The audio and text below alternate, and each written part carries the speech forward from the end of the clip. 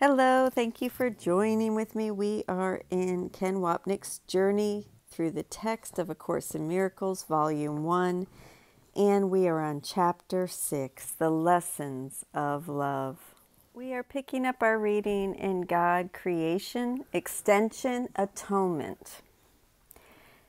Here is a concise statement of the atonement principle. The full awareness of the atonement, then, is the recognition that the separation never occurred. The wholeness of God, which includes His Son, has been unaffected by what seemed to be the tiny mad idea that we could exist outside God's mind. This is the good news and the source of true joy. We remain the perfect beings God created, one with Him. 6:2-6:1-10.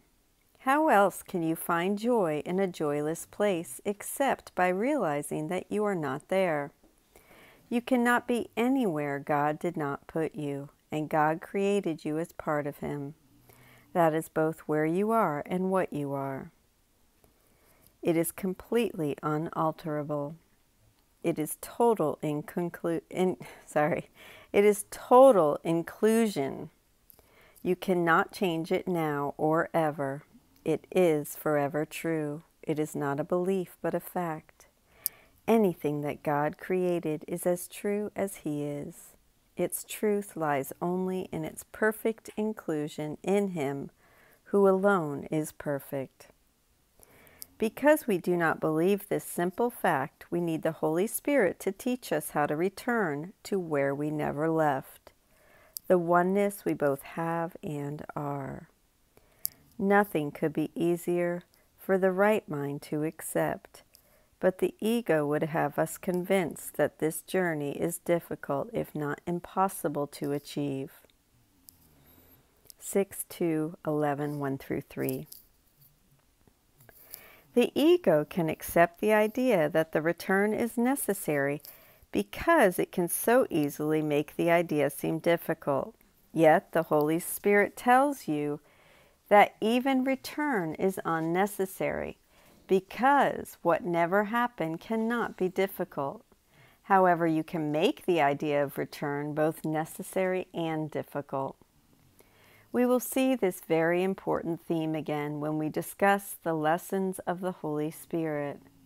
The process of undoing what never happened because it could never happen, the atonement principle, can only be easy, but within the insanity of our split minds, we have the capacity to make the journey difficult and obviously necessary. Our madness does not make the separation true, but because we experience it as true, the return to the state of oneness becomes onerous, if not terrifying. The ego tells us constantly that we both destroyed our Creator and crucified His Son, the prototype for the gospel myth, and as a result have become other than the invulnerable Son that God created. 6:3-1-5-8. Being is never threatened. Your God-like mind can never be defiled. The ego never was and never will be a part of it, but through the ego you can hear and teach and learn what is not true. You have taught yourself to believe that you are not what you are. There is a confusing sentence here because it is one of the rare places in A Course in Miracles where the word ego is used. Not for the wrong mind, but for the entire split mind. The second mention of the ego really refers to the decision-making part of the split mind. The ego thought system itself being outside the right-minded thought of atonement. And although the decision-maker chose against the Holy Spirit and for the ego, we can learn from our mistake and correct it. In fact, the Course is geared toward pointing out that mistake and providing the means of forgiveness to undo it. Small wonder, then, that the ego will never let us hear the voice that speaks this truth. Its static of sin, guilt, and fear continually drowns out the the Holy Spirit's, gosh, where'd that come from? The Holy Spirit's gentle message of atonement, that we remain as God created us. The ego's false image of God's Son does not exist, as we now read. This is 4:6, 1 through 2. Hear then the one answer of the Holy Spirit to all the questions the ego raises. You are a child of God, a priceless part of His kingdom, which He created as part of Him. Nothing else exists, and only this is real.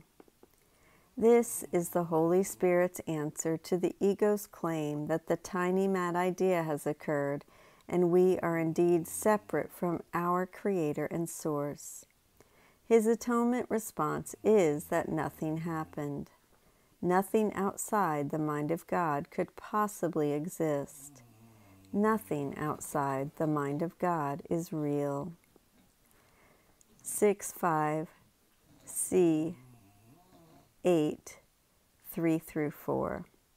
The wholeness of the kingdom does not depend on your perception, but your awareness of its wholeness does. It is only your awareness that needs protection, since being cannot be assailed. Our nature as being, the Course's term to express our reality as Christ, cannot be assailed or changed, and certainly not destroyed.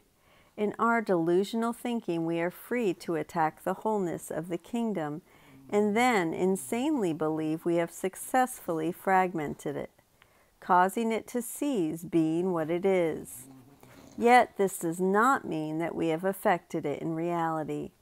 This truth of the atonement is what the ego fears, and causes it to develop the strategy that would render the decision-making part of the mind impotent to change its mistaken choice for the ego and listen to the Holy Spirit instead. Accordingly, the ego seeks to convince us to remove ourselves from the mind and consummates in its ingenious plan of mindlessness by making a world and body, along with an armament of defenses, sickness, justifications for anger, and special relationships, to protect them from the light of truth.